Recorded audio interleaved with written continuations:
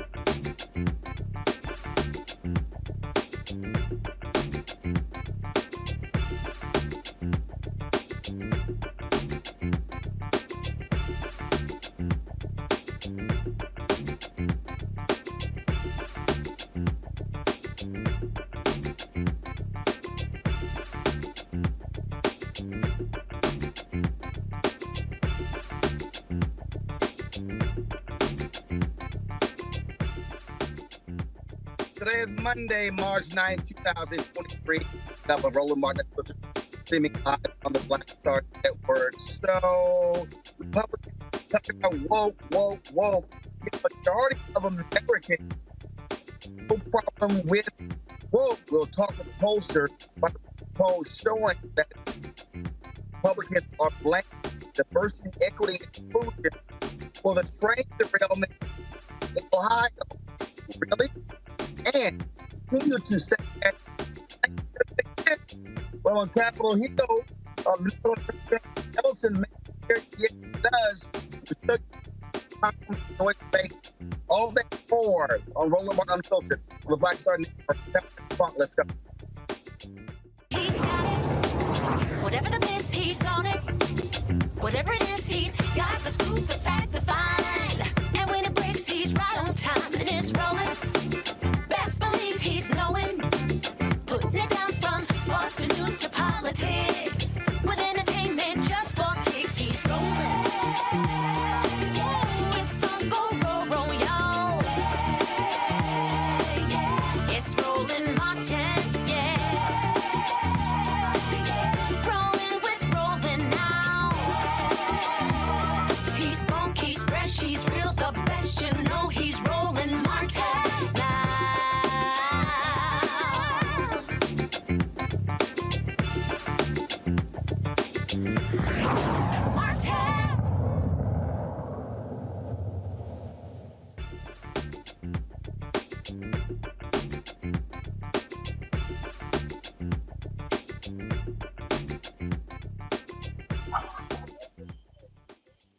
All right, folks, all we've dealt with over the past couple of years has been the consistent attacks by Republicans on woke. Now, what they've done, which I've warned y'all about, they have tried to label everything woke.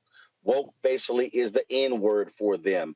And so when critical race theory, they want to put everything under the woke banner as a way to attack diversity, equity, and inclusion. But is it working? So a new poll lays to bear that a majority of Americans got no problem with woke. They understand what it means. This particular poll, folks, was really important. Because it lays out exactly where we stand.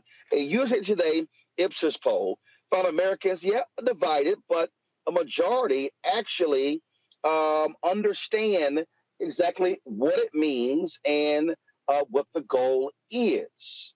Here to explain the breakdown of the poll, Chris Jackson. He is a senior vice president with IPSOS. Chris, glad to have you here. So, Chris, walk us through these poll results and what they mean, because, again, they have what really stands out. Young voters get it. So Republicans, they're trying to push the buttons of white fear of older white voters, but they're losing young voters huge numbers. Yeah, I think what this poll shows is that for most Americans, this is a little bit of a sideshow. For most people, they're focused on practical concerns like how are they going to pay their bills? How are they going to get their kids to school? How are they going to be able to take that vacation this summer, hopefully? So the whole woke scare or the woke politics scare, it doesn't seem like it's necessarily broken through to a majority of Americans. Indeed, our poll finds that only about half of Americans consider themselves familiar with the term. Most, the equal numbers say that they're unfamiliar. They don't really know what it means. And then when we ask a little bit more detail, if they would consider it to be an insult or compliment, we see Americans are sort of roughly divided, about 40% saying they'd say it's an insult, 32% saying a compliment, about 20% saying they don't know what it means. And then when sort of given statements to sort of say, okay, well, what does it mean to you? The majority, 59%, say that it means to be informed, educated, or aware of social injustices, versus the sort of Republican framing to be overly politically correct and police others' words. So what we're seeing is that most Americans aren't really engaging, and in that sort of lack of knowledge, people can sort of put in whatever they want into that term. And indeed, you see people like Florida Governor Ron DeSantis putting very negative spin on the term woke, and people are responding to that. But just given sort of the word themselves to answer woke, we do see that most Americans actually defer to a more positive understanding of the word. And yes, just like you said, there's a big difference by age, with younger people much more positive about the term, much more familiar with the term than older Americans who are less aware, less familiar, and also more negative about it, I think, sort of based on that unfamiliarity, fear sort of connection. And if Democrats are smart, they will understand that and recognize that they did incredibly well with young voters in 2022. Young voters are increasingly turned off by Republican attacks, the whole issue with culture. And so, frankly, if you're Democrats, they should be leaning into that and really targeting those voters, because if they get them to turn out, they can sweep elections. If they are so focused on trying to capture these older white voters, trying to reclaim Reagan Democrats, look, you're going to be caught in the culture wars, and you're playing right into the hands of Republicans. And so I think the focus for if you're progressives on those young numbers.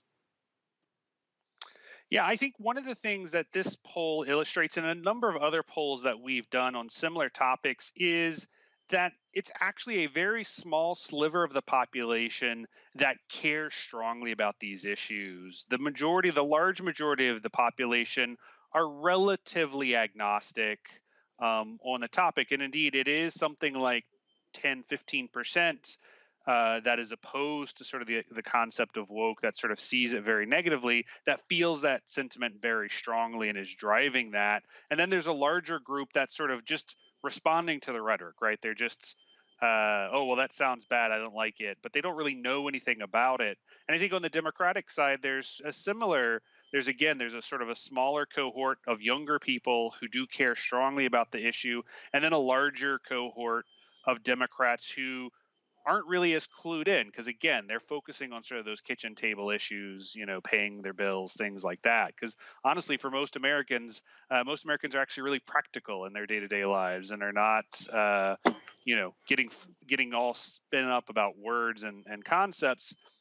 But the realities underneath those do matter, right? So we see, for instance, Americans aren't as concerned about woke politics, but they are concerned about police violence and injustice towards Black and Brown Americans. So there is a little bit of push-pull in sort of how people understand these things, and the words really do matter when it comes to how people will respond when presented with these concepts.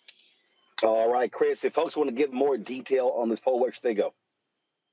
You can find it on our website, IPSOS.com, or on USA Today's website, usatoday.com. All right, Chris, thanks a lot. We appreciate it. Great to be with you. Folks, we come back. We're going to talk about Republican attacks on DEI on Capitol Hill, how they act as if discrimination doesn't exist. All of this stuff, folks, is all important, because who are they really targeting? You. They're targeting Black voters. We'll unpack that next right here. Roland Martin Unfiltered on the Black Star Network. Don't forget, download the Black Star Network app, Apple phone, Android phone, Apple TV, Android TV, Roku, Amazon Fire TV, Xbox One, Samsung Smart TV. And folks, we really need your economic support. We've got to raise, hit our monthly goals this month in order for us to continue doing what we're doing. We're in the fight for advertising dollars, but they're not supporting us the way they should. Your dollars are critical. And so what I'm going to do today, every person who gives to us via Cash App, PayPal, Venmo, Zelle, I'm going to shout you out. A bunch of you have sent checks and money orders. I'm going to read some of those names as well. So anybody who gives during the show, I'll give you a live shout out. Check and money orders, go to P.O. Box 57196, Washington, D.C., 20037-0196. Cash App, $RM Unfiltered. PayPal is R Martin Unfiltered. Venmo is RM Unfiltered. Zelle, Roland at RolandSMartin.com. Roland at RolandMartinUnfiltered.com. And of course, get my book, White Fear, How the Browning of America is Making White Folks Lose Their Minds. Available at all bookstores, Barnes & Noble, Amazon, Target. You can also download a copy on Audible. We'll be right back. On the next Get Wealthy with me, Deborah Owens, America's Wealth Coach, we've seen the headline. Major tech companies laying off. Google, Facebook, Twitter, just to name a few, and tens of thousands have been laid off as a result. On the next Get Wealthy, we take a look at what it means to recession-proof your career in tech. Joining me will be Kanika Tover, and she's going to be sharing exactly what you need to do to turn anxiety into achievement. Shifting our mindset to thinking that only opportunities exist in big tech is something that we're going to have to shift fast, because there's so many opportunities that are out there that we have to change the way we were thinking about our careers. That's right here on Get Wealthy, only on Black Star Network. A lot of these corporations or people that are running stuff push black people if they're doing a certain thing. What that does is it creates a butterfly effect of any young kid who, wants to leave any situation they're in, and the only people they see are people that are doing this. So I gotta be a gangster, I gotta shoot, I gotta sell, I gotta do this in order to do it. And it just becomes a cycle. But when someone comes around and is making we don't, they don't want to push it or put money into it. So that's definitely something I'm trying to fix too, is just show there's other avenues. You don't gotta be a rapper, you don't gotta be a ball player, you can be a country singer, you can be an opera singer, you can be a damn whatever, showing the different avenues. And that is possible, and it's hard for people to realize it's possible until someone does it.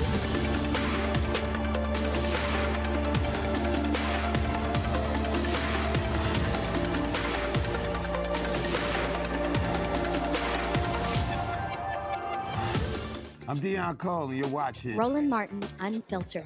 Stay woke.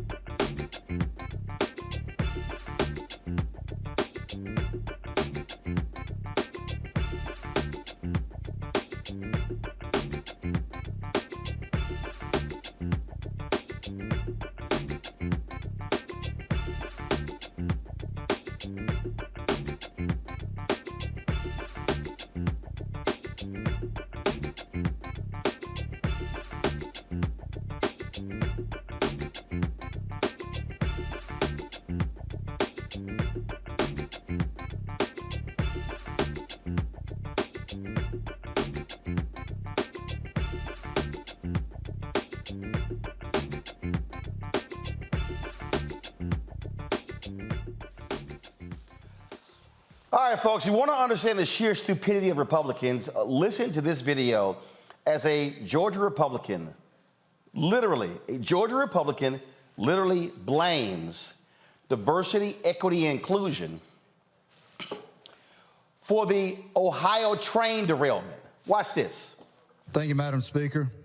I rise today to demand accountability. Pete Buttigieg has shown that he is unfit to lead the Department of Transportation and must resign immediately. From his first day in office, he has been more focused on diversity training and identity politics than on building and maintaining America's transportation system. He has abandoned his department's mission of improving safety, technology, and efficiency of our infrastructure in favor of promoting diversity, equity, and inclusion initiatives. Case in point, the horrific train derailment in East Palestine, Ohio. Buttigieg took 10 days to acknowledge this incident and 3 weeks to show up and support the community. You know, as Ohioans fled their homes and worried about their health, the Secretary of Transportation was on TV whining about too many white people in construction industries. His policies have continuously put the wokes before the folks, and we are again seeing the consequences. After seeing another Norfolk Southern train derailed this weekend, I was reminded of the fact that the company wrote to shareholders stating that it is focused on DEI. This administration's focus on DEI is forcing private companies to rethink their goals, and one has to wonder, was Norfolk Southern's DEI policies are directing resources away from the important things like greasing wheel bearings? Y'all, this insanity must stop. Speaking of insanity, it looks like Secretary Pete Buttigieg is spending a lot of taxpayer money flying on private jets, but he doesn't want the American people to know where he's going or why. I don't know about you, but I seem to recall a recent Health and Human Services Secretary being forced to resign over the same exact thing. Anyway, why is the DOT refusing to tell the American people how much Secretary Buttigieg 23 flights on private jets has cost them?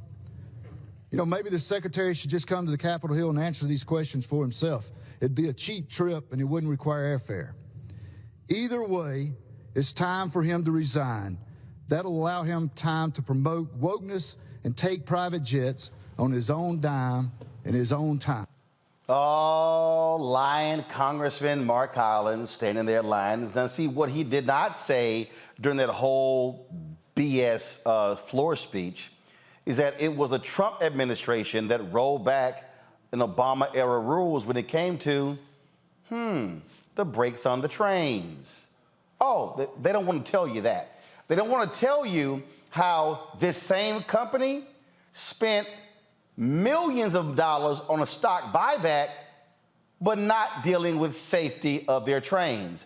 That's why the CEO of the company was on Capitol Hill today apologizing for actually what happened. Now, this is not just there on the Financial Services Committee.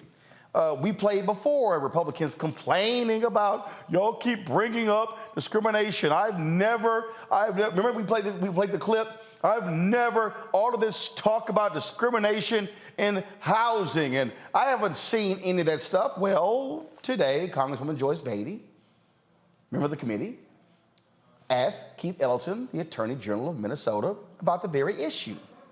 Press play. I believe wholeheartedly that we have a lot of work to do, and this agency can help us, because we know that study after study will show us that there's discrimination in lending, that there's consumer abuse, that there is fraud. I even wrote an op-ed that was published in The Hill last month addressing these comments. Because I've had my colleagues tell me that they were tired of hearing about discrimination in lending, and we should move on. So that has bothered me from the time my colleagues said that until today. So Attorney General Ellison, as part of the CBCF's mandate, is to root out unfair, deceptive, and abusive practices. The agency last year authorized that this also extends to unfair discrimination as well. Can you address the allegations that discrimination does not exist in financial services, and tell us why you think it's critical that the agency should protect our consumers to combat these harmful practices? Well, Congresswoman, it certainly does exist, and attorneys general around the country know it, and it is very pernicious in its effects. It involves student lending, it involves mortgage lending, auto lending, and the beat goes on. And what it does is undermine the opportunity for meaningful prosperity, the American dream for women and people of color in our country. And our economy would work better if people were able to receive fair treatment. And let me just tell you, it's not only is it going on now, it's been going on for quite a long time.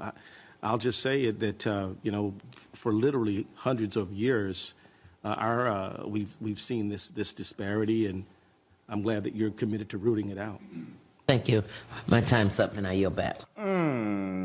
But they say none of these things are actually happening or exist. Well, then of course you have the dodo bird, Lauren Boebart, really upset because Congresswoman Cori Bush actually chose to highlight the white supremacist views of someone speaking on Capitol Hill who Republicans brought in as an expert. So watch this exchange. I'm not going to play all of it, but just watch this exchange. Thank you so much, Mr. Chairman. St. Louis and I are here today to have a serious discussion about what energy security looks like for people, not corporations. This hearing is not that discussion. If House Republicans actually cared about preventing an energy and economic crisis from happening, they would commit to investing in renewable energy. Unfortunately, there are no serious proposals being offered. Rising inflation caused by Russia's violent invasion of Ukraine and COVID-19 pandemic-related supply chain shortages, combined with dangerous corporate greed and a reliance on fossil fuels, has left the United States in a tenuous position of expensive, unreliable, and unsafe energy. Let's be clear, the Strategic Petroleum Reserve was precisely created to be tapped in emergencies involving severe shortages of oil. Of course, I believe that the best way to avoid similar challenges in the future is to end our reliance on oil. But there should be no doubt that President Biden employed it explicitly for its stated purpose in an emergency when our nation's families and people needed it most. According to the U.S. Energy Information Administration, gas prices peaked at $4.88 in the Midwest region last year and are now down to $3.24 as of this week. People were struggling to get to doctor's appointments or to keep their heat on, and the Republican Party would have loved to do nothing. While the drawdown of the SPR was necessary to bolster supplies in an emergency, future events can be best ameliorated or prevented by reducing our demand for and our reliance on fossil fuels. But my Republican colleagues have unironically invited for-profit think tank and oil titans whose expertise is in maximizing profits, especially at the expense of our Black, our brown, and our indigenous neighbors' health, safety, and well-being. One of these so-called energy experts is a philosopher who has previously espoused white supremacist views.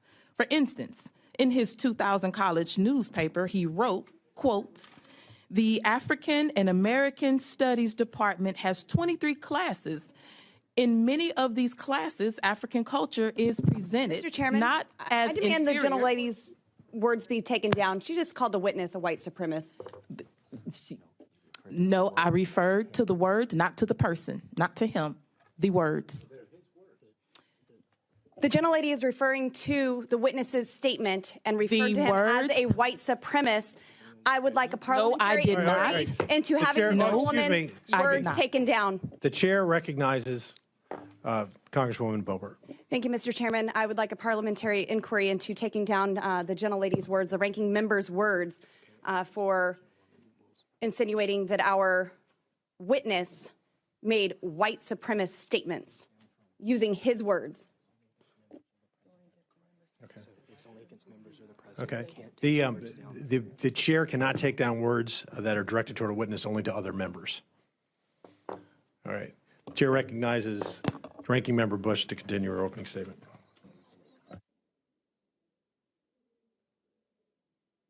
Mr. Chairman, parliamentary inquiry. So I just want y'all to understand with that exchange. We're gonna talk about that with our panel. How all these things are related, because what you need to understand is exactly what the Republican Party is doing. which is the basis, folks, of my book, their entire strategy hinges on angering white voters, getting them all fired up, instilling fear in them. Oh, the scary black people and the scary Latinos and the Asians, they're coming after us. And what we need to understand is not to get caught playing their game and being on defense, but going on offense. We'll explain that after we come back on Roland Martin Unfiltered on the Black Star Network.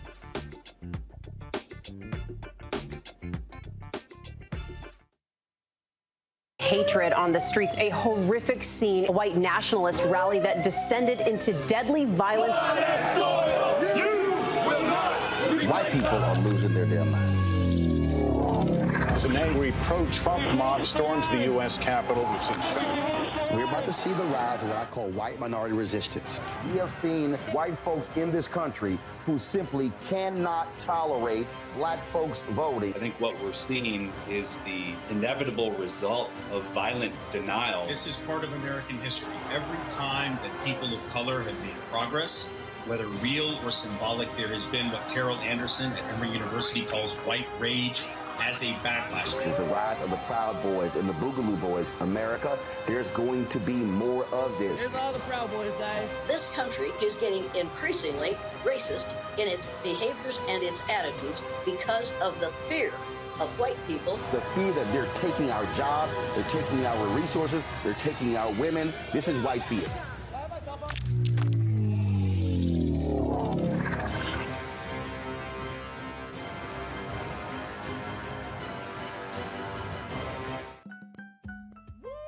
We're all impacted by the culture, whether we know it or not. From politics to music and entertainment, it's a huge part of our lives, and we're going to talk about it every day right here on The Culture with me, Faraji Muhammad, only on the Black Star Network.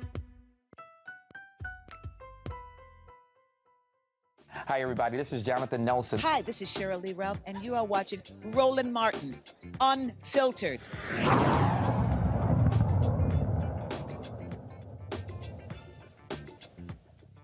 All right, folks, let's bring in our panel. Dr. Greg Carr, Department of Afro-American Studies at Howard University. Rishi Colbert, founder of Black Women Views. Also, Erica Savage, founder of the Reframe Brain. So the thing here the reason I'm sort of methodically laying these things out, Rishi, is because when, one, black folks who watch the show, or black people out here who are running their mouths, who listen to idiots who talk about not voting, need to understand that the strategy these people are trying to execute actually works. I've said how Moms for Liberty has taken over 10 of the 14 largest school boards in South Carolina. I've talked about how they're solidifying power in these various states where they control the legislature, supermajorities control the state Supreme Court. And so they're using the racial buttons. Ron DeSantis' entire platform is on stoking white fear. And so when we check out, when we vote at 38, 40, 45, 50% of our numbers, we basically are giving them free reign to do whatever the hell they want to do. And now the Republicans are in control of the House. You see how they want to stop anything and everything dealing with race, dealing with addressing past wrongs, because they are deathly afraid of what is coming down. There's a train coming, and they see it coming. They're like, well, let's see if we can blow these tracks up before this train comes and runs us over. Oh, yeah. Their entire strategy is to deflect and gaslight and cheat their way into staying in, maintaining, and stealing as much power as they can. And, it's easy to kind of look at Florida and just think that that's kind of an aberration with what Ron DeSantis is doing down there, being an autocratic fascist dictator, essentially, who has completely ripped to shreds the First Amendment. But the reality is that states like Florida and states like Texas and their educational standards actually have a national impact. We saw that with the AP African American History course, how they revised it based on Florida's and primarily Ron DeSantis, objections to it. And we see that Congress has a very powerful oversight role. It has a very powerful appropriations role. And so when you have Republicans in charge of the committee, a person like Lauren Boebart, and there were 26 Republicans who refused to sign a letter denouncing white supremacy. Just like we saw after the Buffalo horrific shooting that happened, Republicans did not sign off on the resolution that Congressman Jamal Bowman put forth to denounce white replacement theory, great replacement theory. So this is their ball game. They don't have an economic policy that wins. They're not about lowering the cost of insulin, prescription drugs, shoring up healthcare, education, anything like that. All they have is the culture wars. And unfortunately for the rest of us, it's been effective enough for them to take back one chamber of Congress. The thing, Erica, is that the battle is not in D.C. They understand if they control Georgia, Tennessee, Mississippi, Alabama, Florida, Louisiana, Texas, Arkansas, North Carolina, South Carolina, Wisconsin, Ohio. The bottom line is they can run the table because the power, they understand the power's in those states. And so that's why, if you're progressives, you better be thinking, how do you capture that Supreme Court seat in Wisconsin where the court then flips 4-3? Right now, Democrats have a 4-3 majority in North Carolina Supreme Court. How do you protect that and expand it? Because had Sherry Beasley won, they could have had a 2020. They could have had a 6-1 majority. She loses by 400 votes. Now it's only a 4-3 majority. They lose one of those seats. Republicans are now back in control of the Supreme Court. This is where folks have to be playing chess and understanding the long-term implications, and all of these attacks on woke, DEI, and the constant media narrative in the New York Post, in the Wall Street Journal, in conservative media, in Fox News, all different places. It is to specifically drive white turnout higher. And if we're seeing white turnout go up and we're seeing black turnout fall even by 2-3 points, they win. Yeah, and they're winning. I think one of the things that, we've been doing on this show for the past 5 years is really elevating the message of why it is so important for people to be engaged, not just on election day, but every day throughout the year, because what we see, the proliferation of these conversations that do make it into mainstream media, and then they have people that come on and they talk about these stories and just kind of make them go longer than they really should. It really is to, as you said, to your point, it's really to infiltrate the ether around, you need to be scared of diversity. Oh my gosh, what does wokeness mean? All of these trigger words that really do cause people to, who are non-Black, to feel like, well, we have got to protect our standing in this country. But, time and again, we're proving that actually better together. So all of that to say, looking at, as we get ready to head into another presidential election, we get ready to head into another election of Congress here in 2024, and we've seen people that have already started dancing around or announcing their desire to run for president, that we don't need get out the vote efforts to start in late 24 or early 24. We need those efforts to start out now, because the depressing of the Black and those people who are non-white vote is constantly happening. It's happening through memes. It's happening through short takes. And people don't have the time. People are raising their families. People are not watching the news the way they used to. People have cut the cable cord, in essence. So there is this, except for those of us that are engaged in politics, people are divorced really from the things that are happening. Like, I'm willing to bet not many people did see that clip of Cori Bush, that exchange between her and Lauren Boebart, except for it being played here on Roland Martin and, of course, on other networks, to really kind of bolster this message of, oh, look what's happening, something like a reality show type of snippet. But what is actually happening is there are constant attacks on democracy. And what we have, which is so precious, something that is being picked on through voter suppression efforts that come through legislation, that come through closing of voter polls, whether those be on college campuses or in areas where we know that large swaths of Black and people of color go to vote, shutting down of souls to the poll, things like that continue to happen. That what's essentially the messaging is that you don't need to vote, your vote's not important, or you need to continue to strive to vote.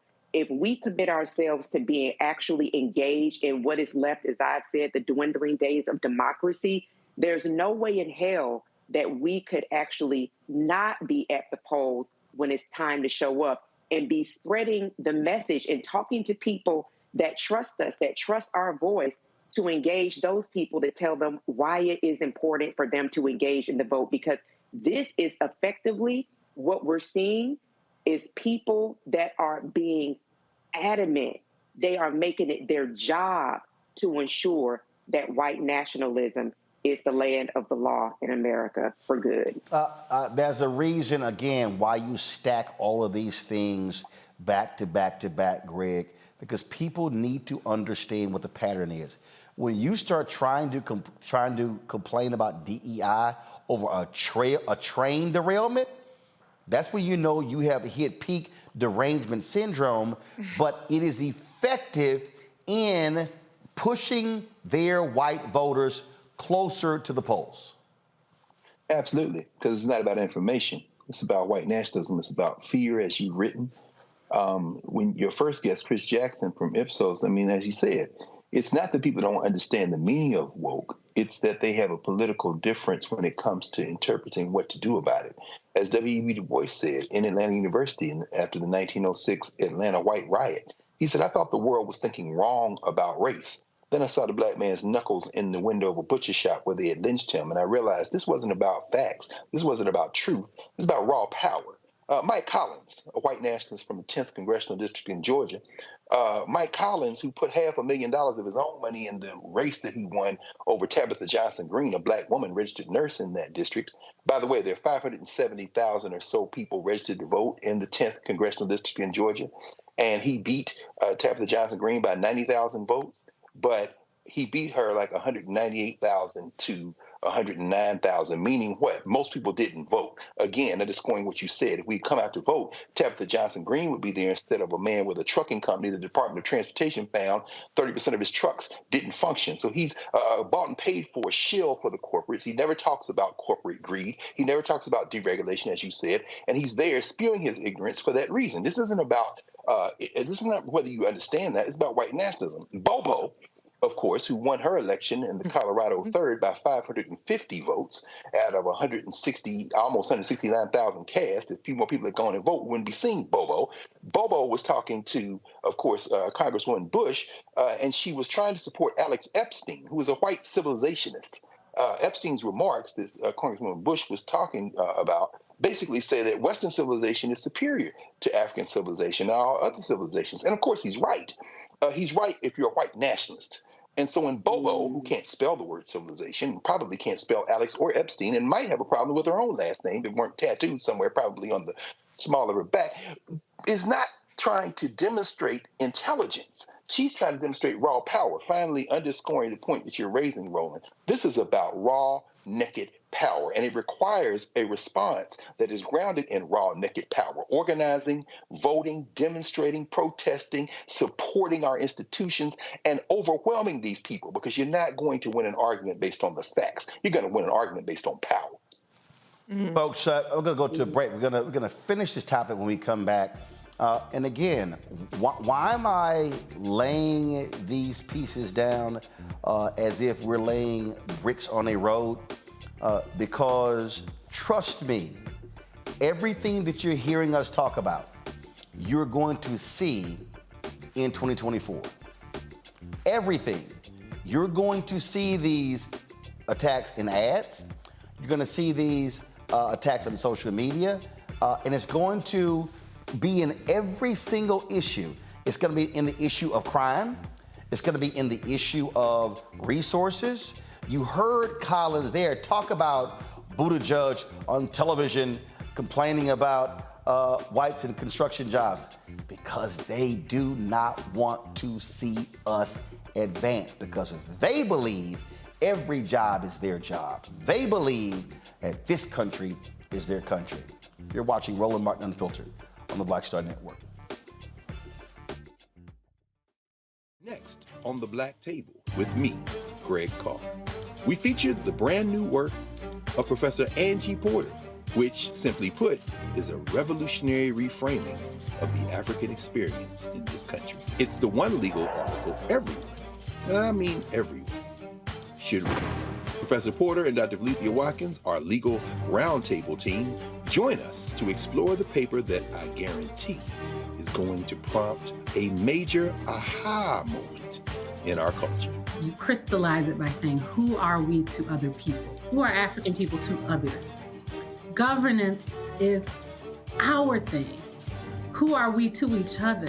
The structures we create for ourselves, how we order the universe as African people. That's next on The Black Table, here on the Black Star Network.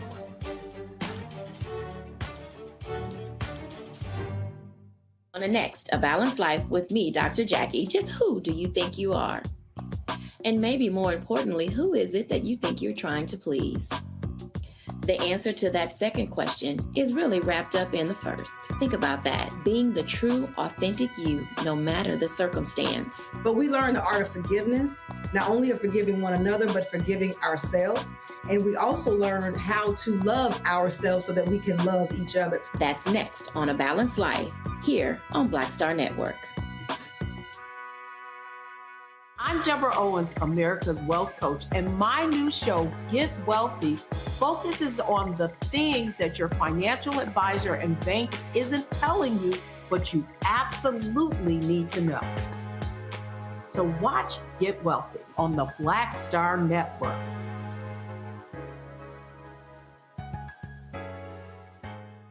Yo, what's up? This your boy Ice Cube. What's up? I'm Lance Gross, and you're watching Roland Martin Unfiltered.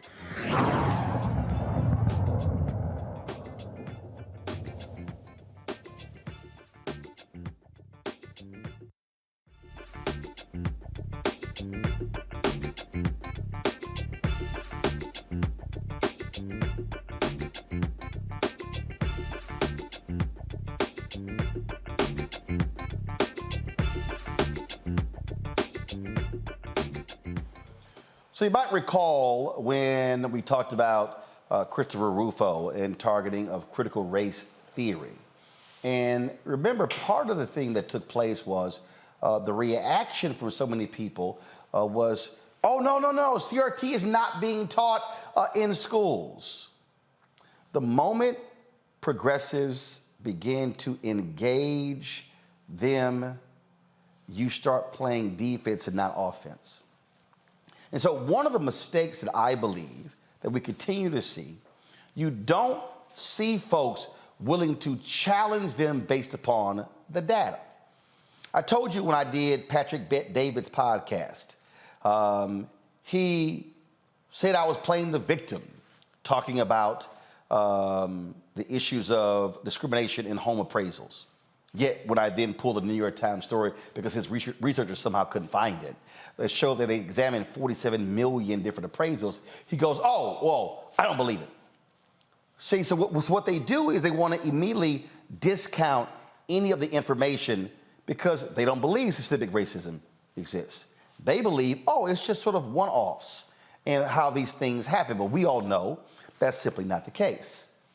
But what I need people to understand is that their actions are very effective. You remember last year, you had actually go back to, last year. You had all of these school boards, 2021 as well, where you had hundreds of white folks showing up at Lowndes County School Board in Virginia, other places saying, CRT is being taught. Superintendent, no, it's not.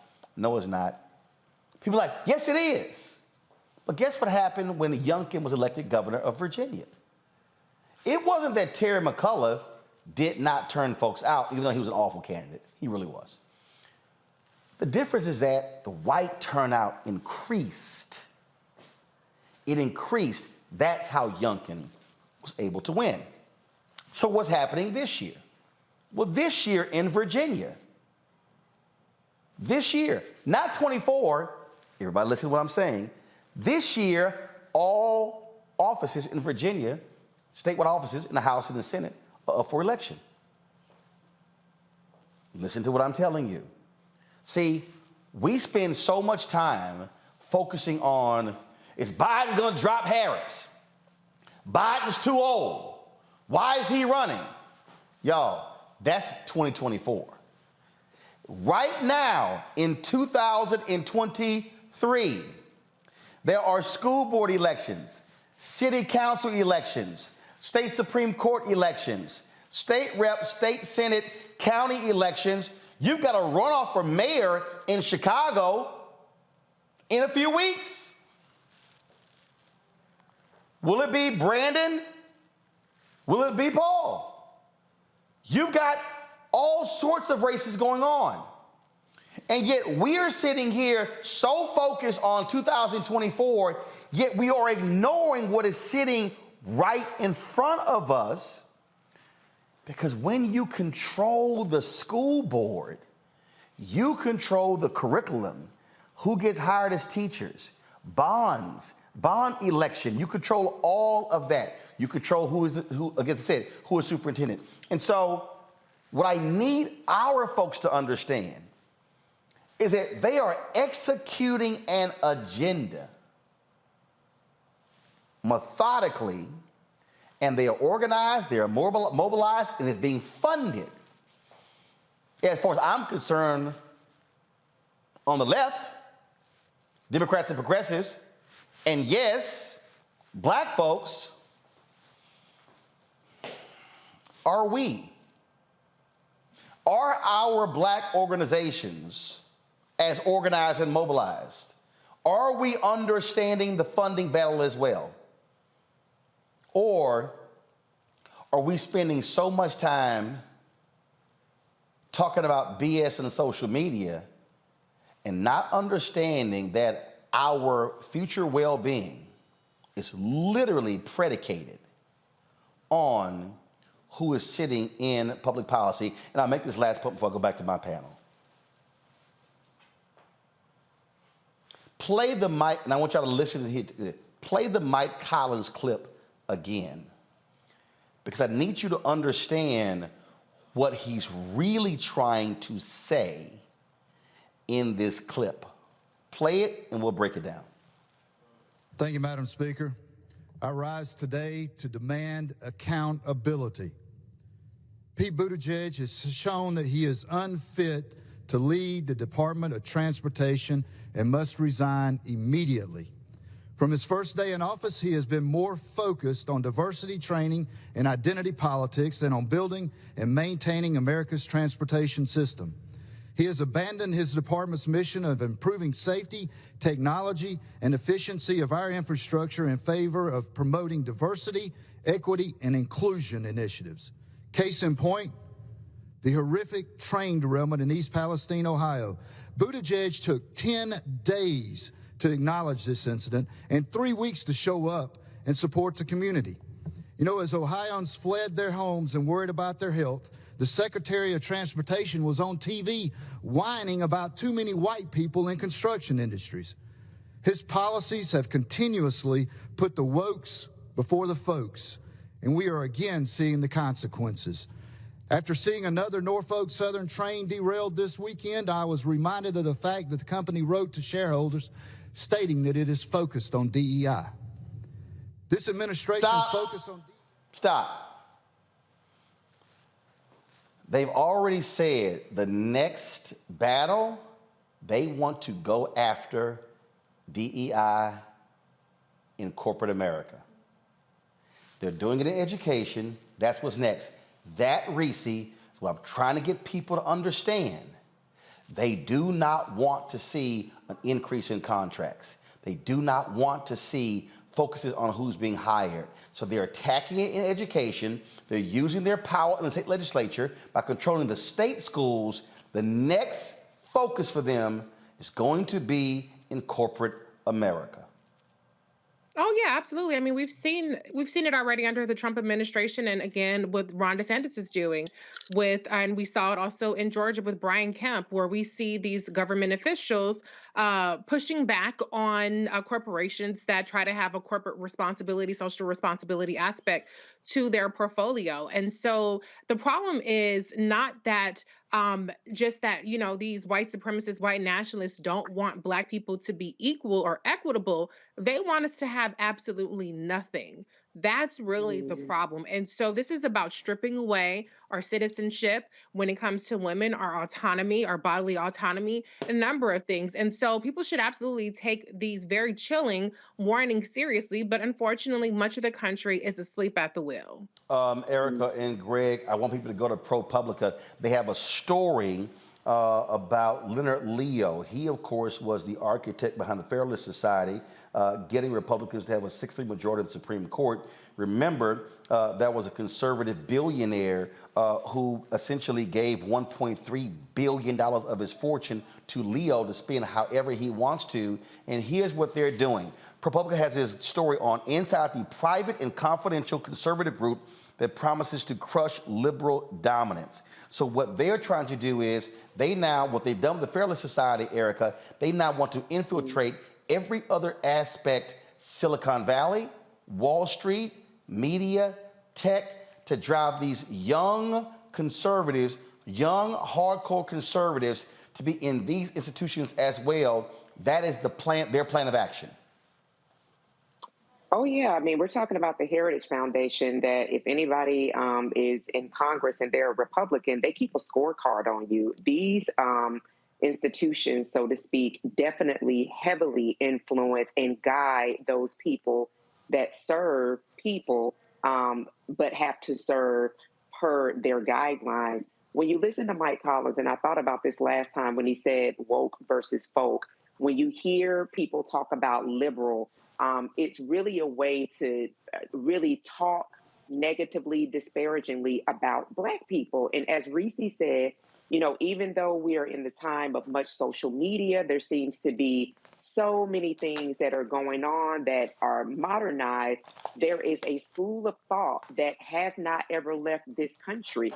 And Ralph Ellison famously said it, there are few things in the world as dangerous as sleepwalkers. Just because we are in the year 2023 does not mean that the holding thought of Black people, of people of color, and women being property, being property, and also being ways in which to build upon, to move up another group, that thought has not left. And so all of these challenges that we're seeing wrapped up in language made to be more suave, sort of a sense. They're finessing it maybe differently, but it's the same game. I got to go to a break. Greg, I'm going to get your comment on the flip side. We're also going to talk about, with Erica Alexander, about, again, the fight for reparations as well. I'm trying to tell you, folks, if you think these folks are playing, they're not. They are well-funded, and they're focused to attack everything that deals with our advancement. You're watching Roland Martin Unfiltered on the Black Star Network. When you talk about Blackness and what happens in Black culture, we're about covering these things that matter to us, speaking to our issues and concerns. This is a genuine people-powered movement. There's a lot of stuff that we're not getting. You get it, and you spread the word. We wish to plead our own cause. Too long have others spoken for us. We cannot tell our own story if we can't pay for it. This is about covering us. Invest in Black-owned media. Your dollars matter. We don't have to keep asking them to cover our stuff. So please support us in what we do, folks. We want to hit 2,000 people, $50 this month, raise $100,000. We're behind 100,000, so we want to hit that. Y'all money makes this possible. Checks and money orders go to P.O. Box 57196, Washington, D.C. 20037-0196. The Cash App is $RM Unfiltered. PayPal is R Martin Unfiltered. Venmo is RM Unfiltered. Zelle is Roland at RolandSMartin.com. We're all impacted by the culture, whether we know it or not. From politics to music and entertainment, it's a huge part of our lives, and we're going to talk about it every day right here on The Culture with me, Faraji Muhammad, only on the Black Star Network. I'm Deborah Owens, America's Wealth Coach, and my new show, Get Wealthy, focuses on the things that your financial advisor and bank isn't telling you, but you absolutely need to know. So watch Get Wealthy on the Black Star Network.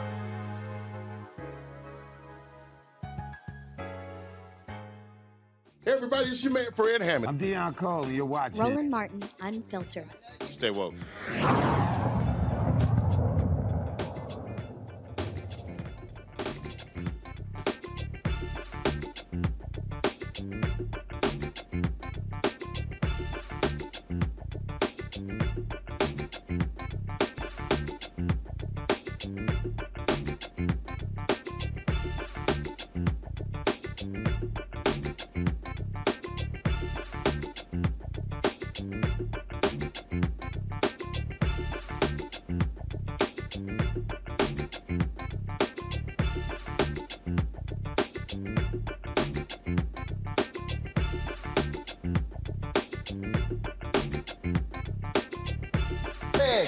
The Teneo Network, that's what this thing is called, that they are funding. Again, it's the networks of conservatives that can roll back liberal influence. Go to my iPad, please. In Wall Street and Silicon Valley, among authors and academics, with pro athletes and Hollywood producers. It is a fairless society for everything. That's their goal. Yeah, absolutely. I mean, and Leonard Leo is the very well-known commodity. The New York Times did an article back in October, I think it's the 12th of October, where they trace his influence, Vice President of Federal Society, directly responsible. You go back to Jeff Toobin talking about Leo back as early as in 2017. This activist who is, Toobin says, is responsible for, at that time, a third of the Supreme Court, Justice McDonald Gorsuch, because Leo and Mitch McConnell are very close. Also, Clarence Thomas, of course, whose wife, the insurrectionist, still runs around unimpeded. And John Roberts, you see the hand of Leonard Leo. Now, Leo's not a rah-rah kind of Trumpist.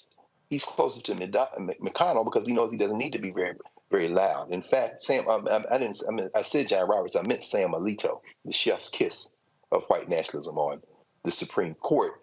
In fact, Leo's name was attached to the dinner parties that Alito has hosted, and the accusations by some folk in the federal legislature, Democrats in particular, that these dinner parties may have been where the Hobby Lobby and Mississippi abortion case brief drafts were leaked. Leo has his fingers in all of this. And you're absolutely right, Roland. They're trying to overwhelm folk with money. The corn pone congressman from the Georgia 10th, Mike Collins, mentioned accountability. Well, this is one of your favorite subjects, Roland, and I know it's so funny, and I thought about it. Here's the number, 920. But let's add several zeros after that 920. $920,000. That's the PPP loan that Mike Collins, he of the jacked up trucking company where 30% of his trucks don't work. That's the amount that Mike Collins, Mr. Accountability, Mr. Eastbound and Down, rolling on and trucking out of the 10th Congressional District in Georgia. That's the amount that Mike Collins had in a PPP loan, which is your money and my money and our tax money, which was forgiven. So when they start talking about accountability, as Erica said, this is about crushing the spine of the public and stealing with both fists. And finally, to the point that you raised, Roland, and tonight, and are raising over and over again, when you start talking about theft at that level, we've gone past the question of truth, and we're dealing with raw power. They are financing a full spectrum war, and they have to because they realize that they're not having the babies, the demographics are changing, they're ginning up white fear, and they are making a last stand. And I say we roll over them like the ocean, because you can't negotiate with people like that. You got to roll over them and impose your will if you want the society to be different than the one they are dreaming in their fever dreams for you and for me and for all of us. So obviously, you already see, folks, you already see them attacking the Reparations Commission in California, and also, of course, the discussion happening there in San Francisco. There's a new documentary on PBS that deals with this. It's called The Big Payback. Here is the trailer. It should be cash payment. I think what they're offering us is an insult. How do you determine who's supposed to get it? Yeah, I don't think reparations for something that happened 150 years ago is a good idea.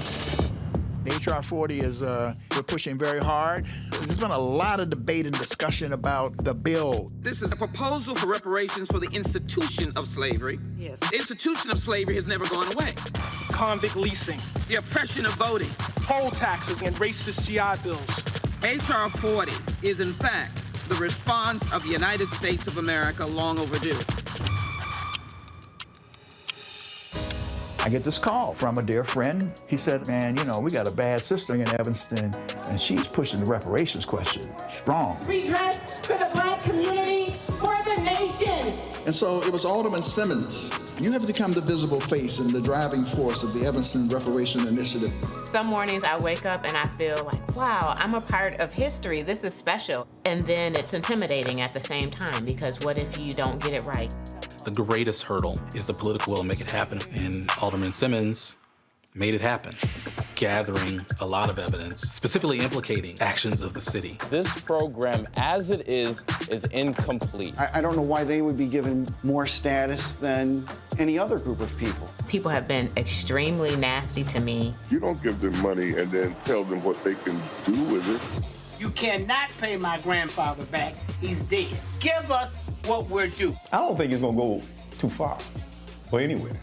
I'm still not prepared to join an insurrection. I just want you to understand who we are. We in Evanston are leading the way to heal a nation. We don't want a piece of freedom. We want the whole package, and that's reparations.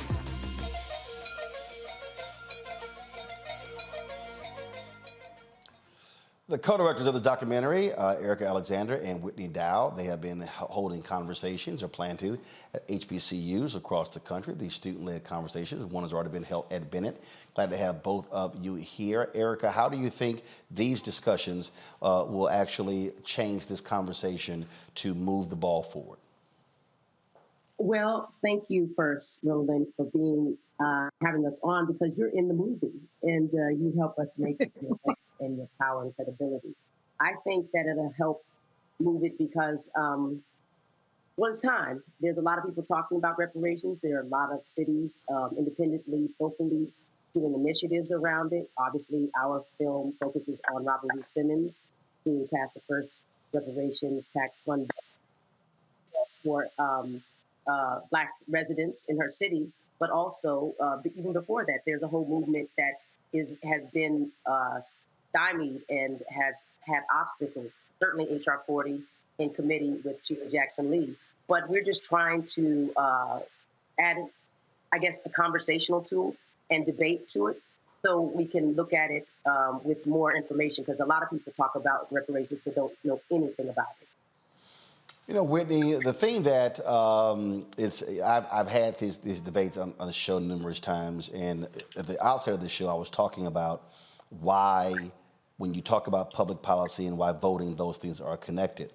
And there are a number of people who say, cut the check or I won't vote. And I keep saying, but who do you think is going to cut the check?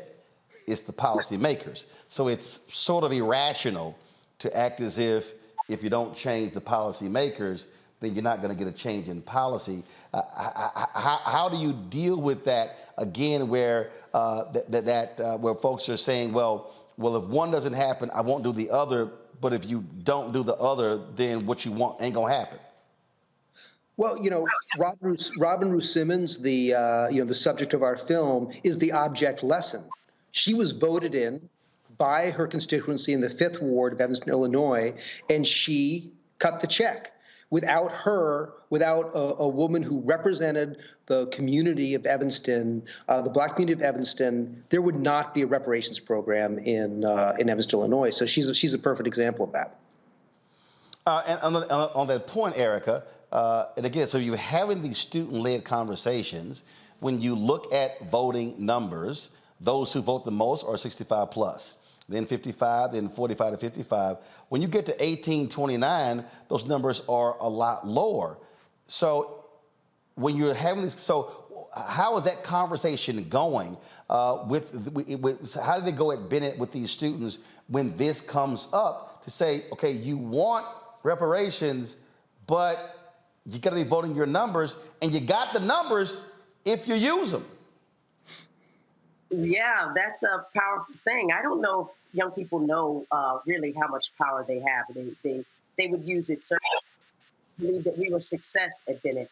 Bennett is a small college. It's called a micro college, and because of their president, who really put everything into this, we had a really great conversation. And the debate there that they put on was theatrical.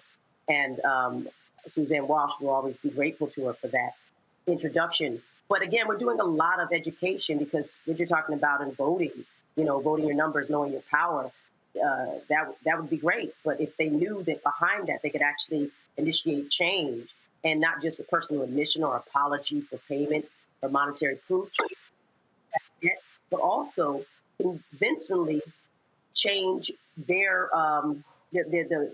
lives and the lives of their children, which they can't imagine right now because they're in school. So I don't know. I mean, right now, we're just trying to get people to have a conversation about stuff that they really know very little about. And when you're addressing reparations at all, it's a huge history lesson. Pain and suffering, but a lot of resilience. Also, I think, Whitney, when you're having the conversation, to Erica's point, there's so many people who have it from the vantage point of slavery without also understanding that, well, if you advance it forward, there are a significant number of African Americans who are alive today who had to live through Jim Crow, who had to live through redlining. And so, to me, you also have to have a nuanced approach to understanding, because there really is no one size fits all, because where you're having this conversation take place, I mean, you got some people who it's like, HR 40 sucks. Then I go, okay, so what's your alternative? And so and again, they sort of get mad at me, and I say, guys, this is real simple. I've covered politics a long time. I said, the number in the House is 218. If you don't get the 218, you ain't having a conversation. Number in the Senate is 60. Then you got to get it past the president. I'm like, guys, it comes down to federal level. It comes down to, can you count? It's counting. Can you get votes? I'm like, rhetoric is one thing, but when you have folks who are attacking Chief Jackson Lee by saying, oh, the bill sucks, it don't go far enough, I'm going, okay, please tell me how you're going to advance your bill to get 218 votes. I'll wait. That was one of the interesting things about making this film, as like a white American who believes like strongly in reparations. I thought that my job is to bring white people into this conversation, make white people see how they're connected to this, make white people see that if they support reparations, this is not something that takes from you, will actually make your community stronger and thus benefit you if you want to just be purely selfish. What was so surprising to me is the deep divisions and complications in the Black community thinking about reparations, just what you're describing. And I don't really there's sort of this big divide between sort of the ADOS movement and the Freedmen movement, who say that reparations should just be for the descendant of enslaved Americans. There's people who look at it at different ways and say it should be more Pan-African. And I always say why do you have to debate this? Why can't you let a million flowers bloom? And that what if every community, just like I think about it in terms like marriage equality, that every community figured it out for themselves and saw that it was important for their community to have sort of equality of marriage, that if you take that same approach to reparations and kind of socialize the idea within these communities, that's how you're going to get to the national level. Rather than fighting all these micro battles, let's talk about the big goal and everybody push towards the big goal. I'm going to go to break. Greg Carr cannot wait to get in on this. I see you, Greg, shaking your head there. He is being engaged in a lot of these battles and discussions, and we'll pick it up on the other side. Folks, don't forget, if you're watching YouTube, hit the like button. We should easily get more than 1,000 likes on Facebook. Hit the share button, watching the app as well. And don't forget, download the app, of course, right there, folks. Apple phone, Android phone, Apple TV, Android TV, Roku, Amazon Fire TV, Xbox One, Samsung Smart TV. You can also also now watch our 24-hour a day, 7-day a week streaming channel on Amazon News. Simply go to Amazon Fire TV, then click Amazon News to check us out. Support us in what we do as well. Your dollars make it possible. Trust me, folks, we're not getting the advertising support that we need. Your financial support is crucial for us to do what we do. It may sound like I'm on PBS, but guess what? If we don't fund it, it ain't gonna happen. And that's how we able to have this show and 5 other shows on the Black Star Network, including the Black Table. Folks, send your check and money order to P.O. Box 57196, Washington, D.C. 20037-0196. Cash App, $RM Unfiltered. PayPal is R Martin Unfiltered. Venmo is RM Unfiltered. And Zelle, Roland at RolandSMartin.com, Roland at RolandMartinFilter.com. And of course, you buy White Fear, How the Browning of America is Making White Folks Lose Their Minds. That money goes right back into the show. Get it at bookstores available everywhere, including Barnes & Noble, Target, Books A Million, Amazon, and of course, download your copy on Audible. I'll be right back.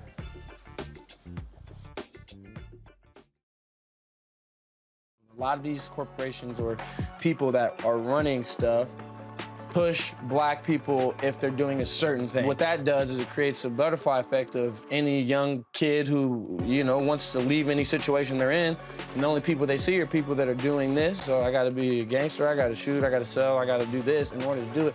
And it just becomes a cycle, but when someone comes around and is making money, we don't, they don't want to push it or put money into it. So that's definitely something I'm trying to fix too, is just show there's other avenues. You don't gotta be a rapper, you don't gotta be a ball player, you can be a country singer, you can be an opera singer, you can be a damn whatever, showing the different avenues. And that is possible, and it's hard for people to realize it's possible until someone does it.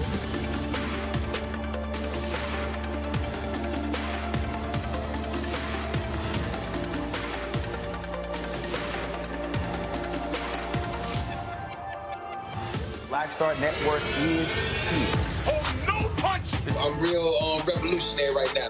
Thank you for being the voice of Black America. All momentum we have now, we have to keep this going. The video looks phenomenal. See, this difference between Black Star Network and black-owned media and something like CNN. You can't be black-owned media and be scared. It's time to be smart. Bring your eyeballs home. You dig? Pull up a chair, take your seat at the Black Table with me, Dr. Greg Carr, here on the Black Star Network. Every week, we'll take a deeper dive into the world we're living in. Join the conversation only on the Black Star Network. Hey, what's up, everybody? It's Godfrey, the funniest dude on the planet. And you're watching Roland Martin Unfiltered. Ow.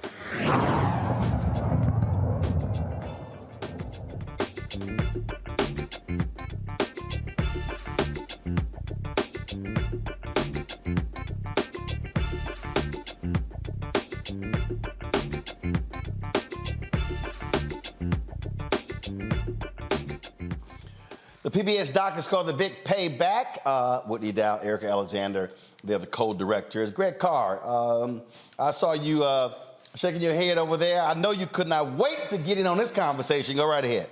No, brother. I'm just shaking my head because I agree with you, Sister Alexander. It's really about conversation. We have to have conversation.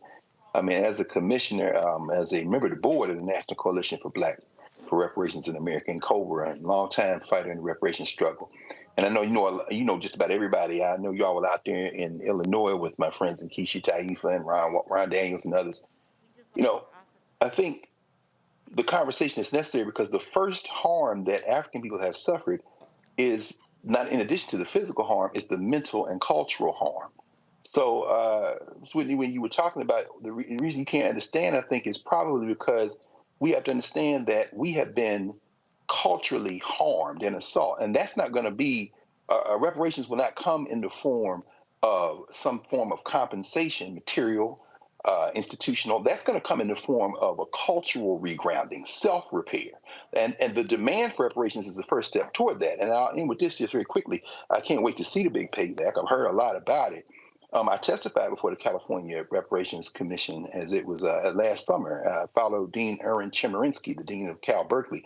And I'm very clear that the legal strategy of lineage over race is, of course, as you know, because the state of California has banned race for use in any public policy considerations. It is unnecessarily divisive. And Chemerinsky told them that, and I told him that.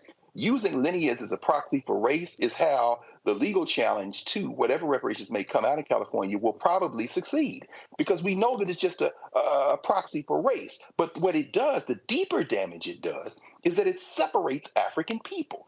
I'm with you. 1,000 flowers should bloom. There's 12 gates to the city, as they say in the Bible. But at the local level, sure, let Robin and them do what they're doing in Evanston. At the state level, whether it's California or other reparations efforts, other states. At the federal level, as Sandy Darity and them say, let's talk about a federal level approach. But the international level is what allows those local and federal and state levels anywhere to succeed. This is where the work of people like Hillary McBeckles and the coalition that is put together in the Caribbean. The CARICOM Reparations Commission is so important. When you cut yourself off from our common humanity, that's where you get in trouble. And this American descendants of slavery, I am not a descendant of slaves.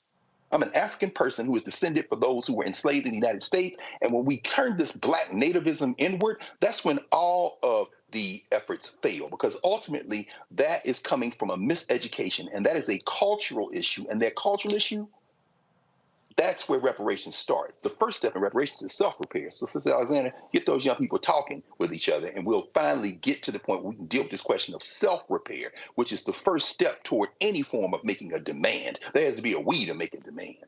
Erica? Absolutely. I want to say, hold up. Sorry, hold up. Other Erica. Erica Alexander, before I go to Erica Savage. Erica Alexander, go ahead. Okay, Queen Bee, Erica, 1 second, I promise you. Yes, that's exactly what we're trying to do. Obviously, I had to come up of a lot of ignorance. I thought it was just, again, an apology or an admission, and then give me a check. But then I found out that it was a systemic issue, and that there were things to talk about, and there was the psychological damage, and also the ongoing matter of terrorism and all these things, and how we should talk about who should get it and in what form. That's going to be, the devil will be in the details. But I do know this: if Reverend Barber is right that this is the third Reconstruction, then we have an opportunity to be the architects of the third Reconstruction and really dig in and finally get down to the nitty gritty and at least start. Do something, sign an executive order so the study can move forward, and make sure that these young people and everyone, white, everybody can have as much knowledge and find out what makes America what it is, and really start to get restitution to the people who. I got at a trip, Erica Savage had a brother who hit me. He was like, man, you should be using your show every day advancing reparations. And I went to his Twitter feed. I'm like, you ain't got shit on your Twitter feed. I'm like, so how you gonna tell somebody to do something and you ain't doing a damn thing? He never tweeted back. Oh, goodness, a good old ghost account. So I wanted to say congratulations to Erica and to Whitney. It's always good to see the Maverick is still about her business. My question for you, my question for the both of you is that you have an upcoming tour at North Carolina A&T March 21st. I would highly encourage parents, students, guardians, people that have students that are Aggies to please attend that at Harrison Auditorium. But you mentioned Bennett College. I believe that was your first stop. What has been the response of the students that you all have seen on your tour thus far? Has it been questions, listening, maybe not knowing what reparations is? What does that look like? When you want to answer first? Yeah, I mean, what's been interesting is that it's just what you said. There's like any sort of subject, you think you know it till you dig into it. And I think that was really interesting for the Bennett students, is to realize how complex the reparations history is in America and how complex the discussion is. Because just as you were saying earlier, this idea of that I kind of take this position where what Robin did is she didn't parse the details of the reparations program. She said, let's all agree that it needs to be done. And I really feel like that's sort of like that's like the real starting point, that white Americans need to agree that this is something that needs to happen. We need to like agree to earmark the money. And if we spend the time hashing out all the little fights, we're not going to get there. And so that was sort of the beauty of Evanston. They agreed to be done, then they worked out the details of it. But I think that for the students, one of the things that we've seen is that they're really interested in digging into, especially because we're going to HBCUs, the different manifestations of it and understand different channels of how you can run it down, because it is such a complex process. I'm always like, it's so, in some ways, it's like, you're like, as a white person, you're like, God, my job is so simple. I just have to convince other white people to get on board this train, where I don't have standing to tell Black Americans what it should look like. I just need to support the effort to make it happen. Also knows, Erica, that the students are excited. They are.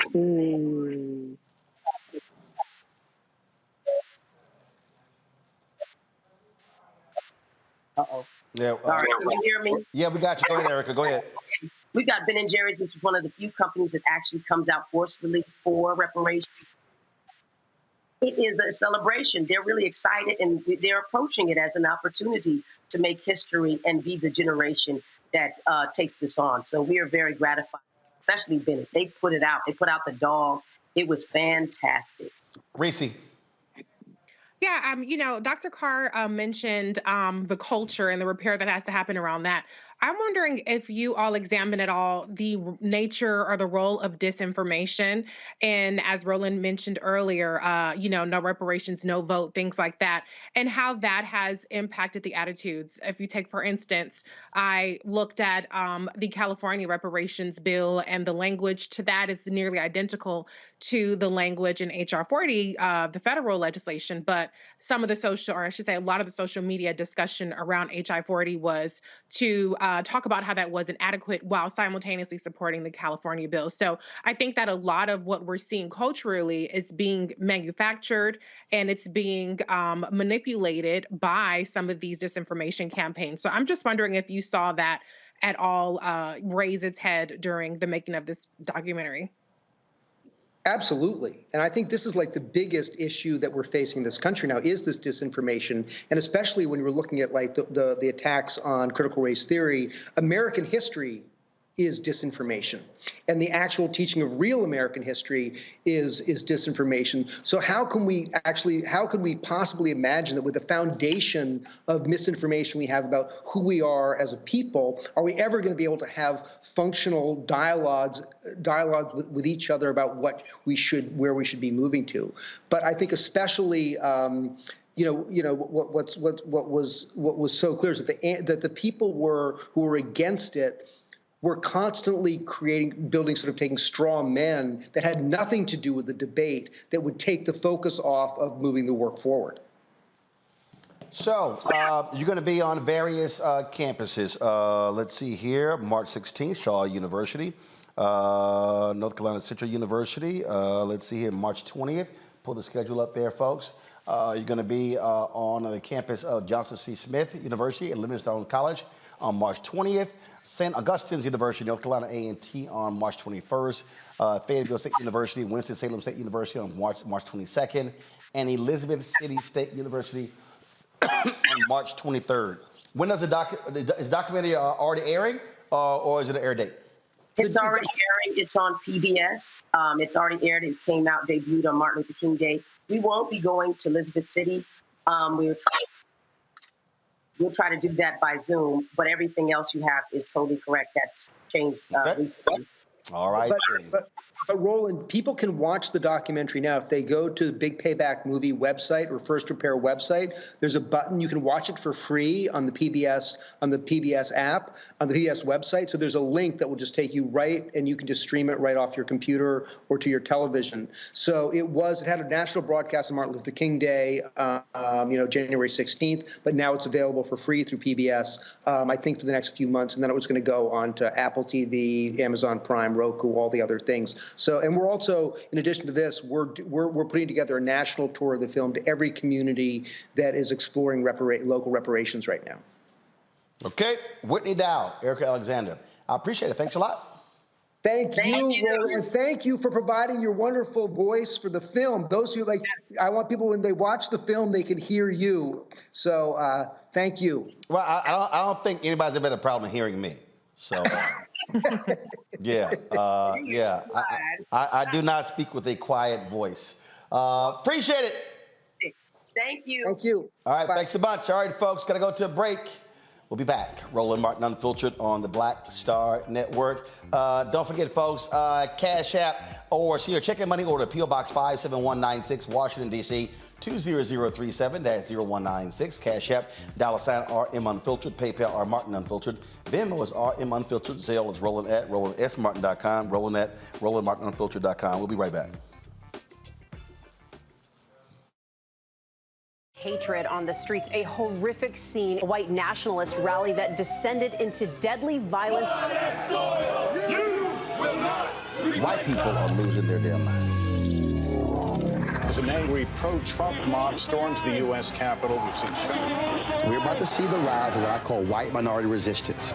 We have seen white folks in this country who simply cannot tolerate black folks voting. I think what we're seeing is the inevitable result of violent denial. This is part of American history. Every time that people of color have made progress, whether real or symbolic, there has been what Carol Anderson at Emory University calls white rage as a backlash. This is the rise of the Proud Boys and the Boogaloo Boys. America, there's going to be more of this. Here's all the Proud Boys, Dave. This country is getting increasingly racist in its behaviors and its attitudes because of the fear of white people. The fear that they're taking our jobs, they're taking our resources, they're taking our women. This is white fear.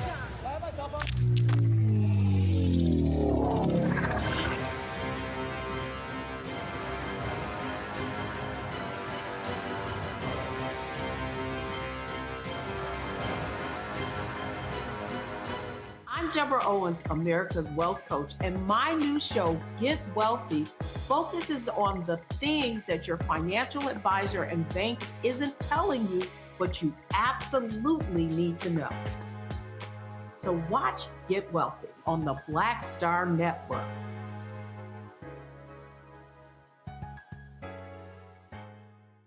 What's going on? This is Tobias Trevelyan. Hey, I'm Amber Stevens-West. Yo, what up, y'all? This is Jay Ellis, and you're watching Roland Martin Unfiltered.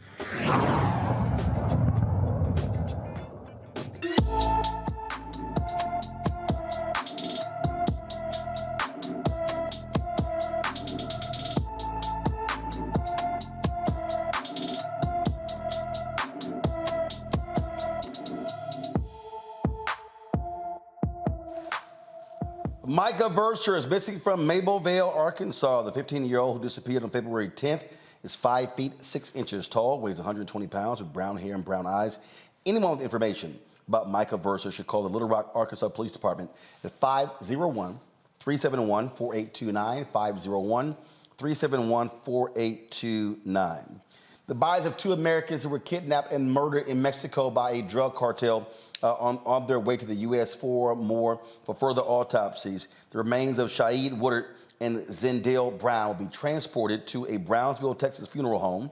The bodies were discovered alongside their two surviving friends in a house around the Mexican city of Matamoros.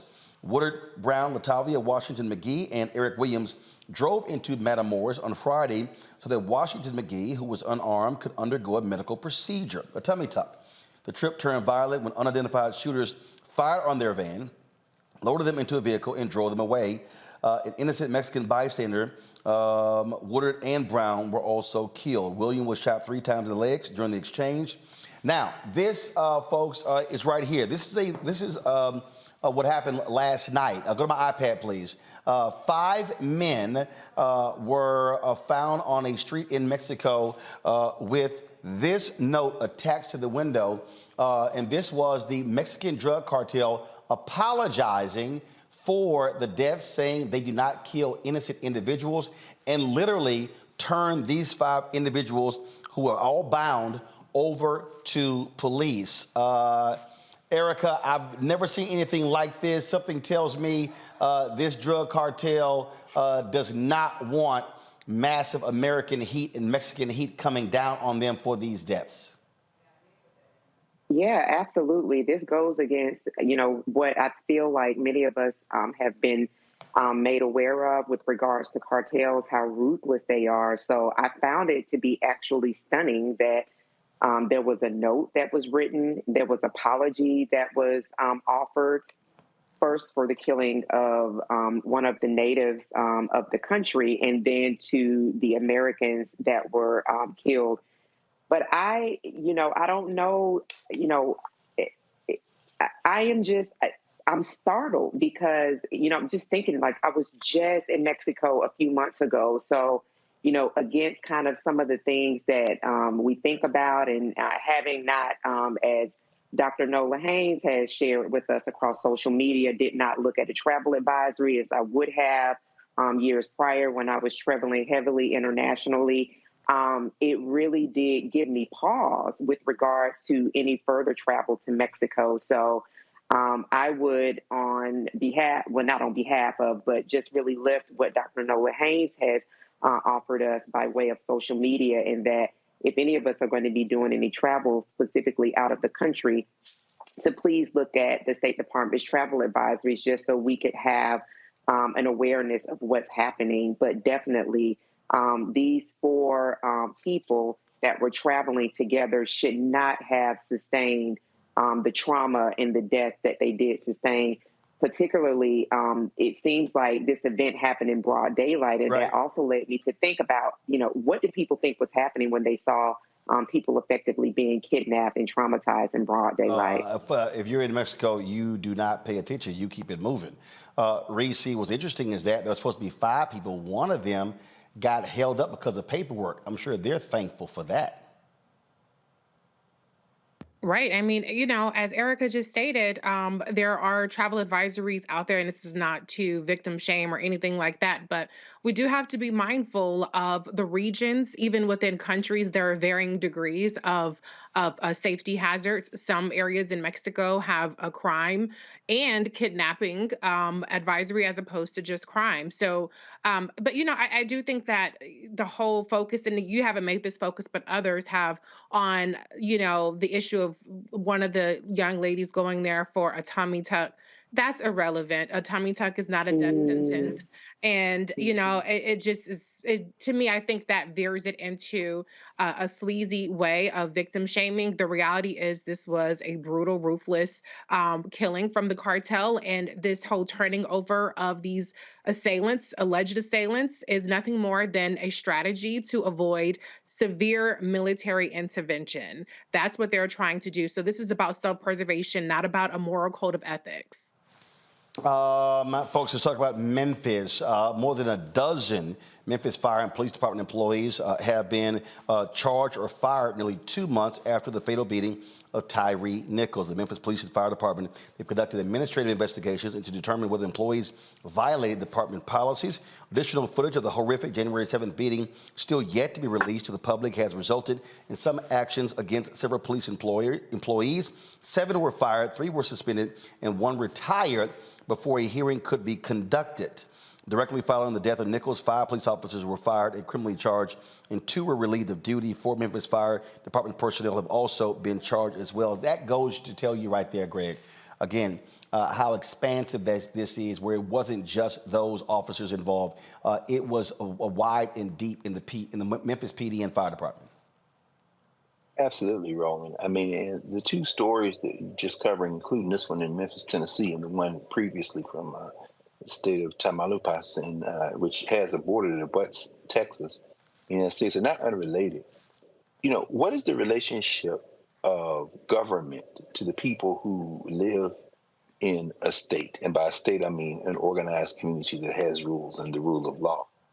Certainly in Mexico, a place with over 130 million people, that it has very diverse regions where there have been breakdowns in government and where there's been almost a truce for decades between the drug cartels and parts of the federal and state governments in Mexico. You see a situation where the state in many ways has failed to be able to contain criminal behavior. In Memphis, Tennessee, and many places in the United States of America, particularly where our people live, you have situations where the state has engaged in its own criminal behavior, thrown the rock, and hidden its hand. In the case of Mexico, it's easy to kind of zoom out and accuse an entire country of being a rogue place where there is no rule of law and the criminals have taken over. But what do you do when the criminals are wearing the badge? What do you do when the criminals are the people you call on the phone and they show up and execute you and then hide behind sovereign immunity, qualified immunity, hide behind the power of the state? These two cases are not unrelated. In both instances, who ends up suffering are the people. In the case of Mexico, the people cry out to the state for help and intervention, and the state has proven in many ways to be incapable of rolling back the criminality. In the United States, in the city of Memphis, the people cry out for justice, and these concessions, these dozen or so have been fired, are a tiny step in the direction of justice. But never forget that criminality can wear a badge and criminality can be someone without a badge. But either way, the people have the power to transform the state, but we have to be organized to do that. Folks, coming up next, we're going to talk about some transformative. First, we're going to talk about some performative politics by Republicans and Democrats when it came to D.C. setting their own laws, and we'll discuss what the Senate voted on yesterday. I want to give a shout out to some folks, though, who have given to us during the show. Tommy Williams, Huguette Duon, Letitia Cripe, Charlie Stokes, Kenneth Blair, Stephanie Avent, Taking Authority Consulting, Damien Blissett, Donald White, Charles McLaughlin. Guys, put the graphic up, please. Let's go. Thank you. Matthew Price, Shane Inez, Kalinda Lee, Renee Reese, Kelvin Lacey, Lydia Matthews, Gerald Atkins. Let me thank Marilyn Taylor Moye. Thank you so very much. Roxana Deshawn, Alvin Butler, Alakwa Bobbitt, let's see here, Elaine Irvin, Anthony Mosley, Theodore Green, Shantae, also Stephanie Smith, JD, let's see, Sally Jones, Takesha Lee, let's see here, Brandon Winford, JB Bond, Alenia Colvin, Damon Blissett, Samato Dabney, Eaton Hart, Richard Pettigrew, and let's see here, there's a couple of more here. Shelley Williams, Preston, Rosalind Jones, Javago Domino, Gwen, Tylonda Smith, Daryl Somerville, Freddie Ray, Cordell McMillan, Dolores McKeever, Rodney Jennings, Alan Austin, Black Virginia News, Miri Dotson, Craig Wilson, Claudia Douglas, Smith, William Fulton, Kenneth Pierce, Leisha Jackson, Monique Clark, SW, Kenneth Davis, also Vanessa Howard, Robert Jones, Chef Tino, Fern Clement, Sandra Hill, Lakeisha Moore, Sue Horton, William Rogers, Lisa Hall, Jeffrey Carter, Nicole, Gator Bait, William Rogers, Cass Rivers, Shannon Gray, Charlotte Gresham, Carla Sutton, Carl McKenzie, Zelma Hall, Francis Mitchell, Patricia Dennis, Mark Abrams, Ann Williams, Anita Parham, C. Rivera, Cecily Bennett Allen, Hassan, Bobby Anderson, Andre Wilson, Kim Elliott, Shirley Williams, Robert Brown, Kimberly Bailey, Maya Cameron, Shermonica, Scott, Tiffany Told. I want to thank all the folks who gave. Send check your money on P.O. Box 57196, Washington, D.C. 20037-0196. Cash App, $RM Unfiltered. PayPal, R Martin Unfiltered. Venmo is RM Unfiltered. Zelle is Roland at RolandSMartin.com. Roland at RolandMartinUnfiltered.com. Like I said, folks, literally our monthly expenses for the entire network for this show, all staff, rent, everything is $185,000 a month. That's what it costs to fund all of this. And so when you're watching this show, when you're on YouTube and on our app, trust me, it is not free. Staff ain't free, lights not free, rent's not free, none of that stuff is free. And so this is what we're all about. We're fighting, of course, to get the advertising dollars, but your support plays a crucial role in us being able to keep our doors open and giving you the kind of content and the launching of our 24-hour streaming network as well. You're watching Roland Martin Unfiltered on the Black Star Network. Back in a moment. On the next Get Wealthy with me, Deborah Owens, America's Wealth Coach, we've seen the headline. Major tech companies laying off. Google, Facebook, Twitter, just to name a few, and tens of thousands have been laid off as a result. On the next Get Wealthy, we take a look at what it means to recession-proof your career in tech. Joining me will be Kanika Tover, and she's going to be sharing exactly what you need to do to turn anxiety into achievement. Shifting our mindset to thinking that only opportunities exist in big tech is something that we're going to have to shift fast. because there's so many opportunities that are out there that we have to change the way we were thinking about our careers. That's right here on Get Wealthy, only on Black Star Network. On the next, A Balanced Life with me, Dr. Jackie, just who do you think you are? And maybe more importantly, who is it that you think you're trying to please? The answer to that second question is really wrapped up in the first. Think about that, being the true, authentic you, no matter the circumstance. But we learn the art of forgiveness, not only of forgiving one another, but forgiving ourselves. And we also learn how to love ourselves so that we can love each other. That's next on A Balanced Life, here on Black Star Network. Pull up a chair, take your seat. The Black Tape with me, Dr. Greg Carr, here on the Black Star Network. Every week, we'll take a deeper dive into the world we're living in. Join the conversation only on the Black Star Network. Hi, I'm Gavin Houston. Hi, I'm Carl Payne. Hey, what's up, y'all? It's your boy Jacob Lattimore, and you're now watching Roland Martin right now.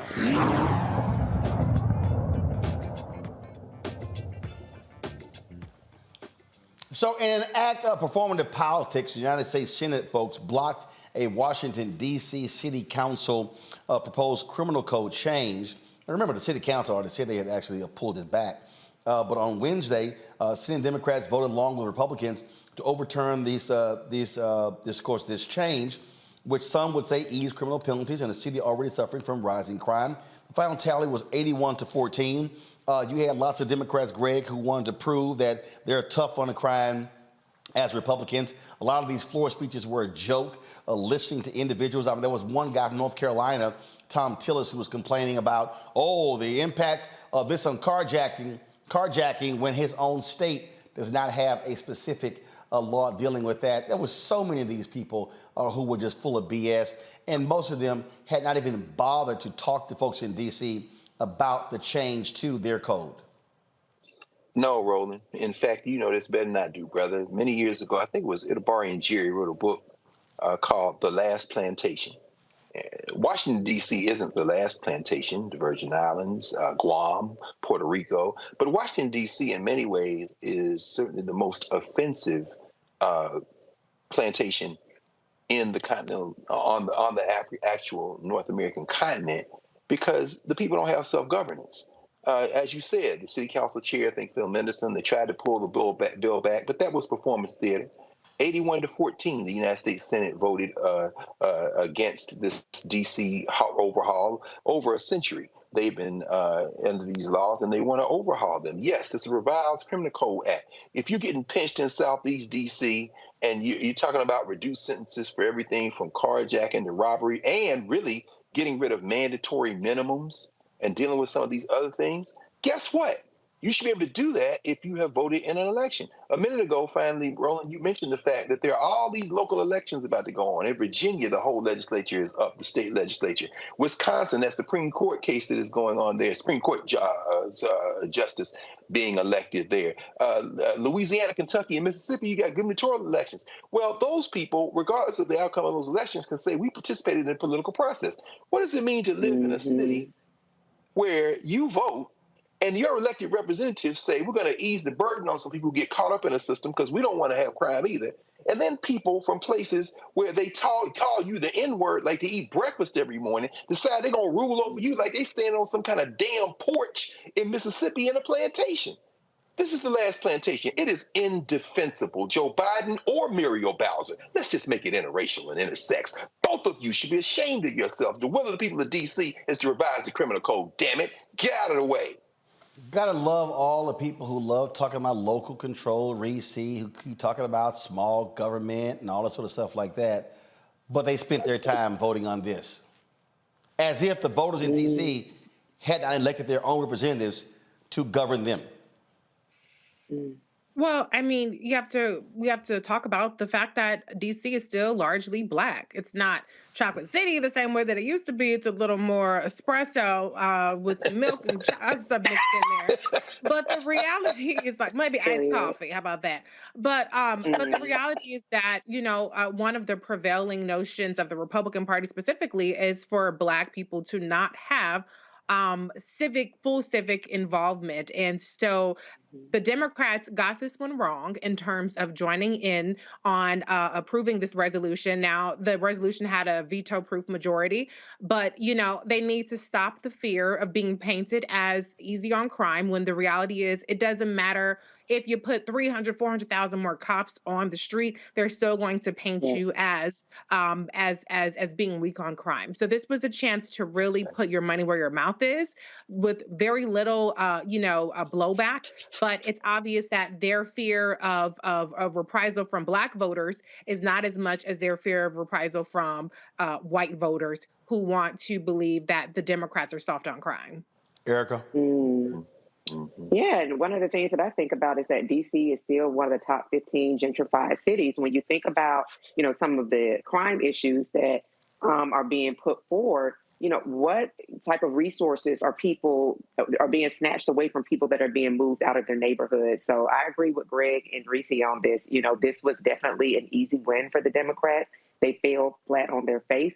And they have to remember they're having to report to Black voters because we are, for the Democrats, Black women and Black men are the largest share of voters within that party. And so when you look at DC, you cannot not look at Black voters.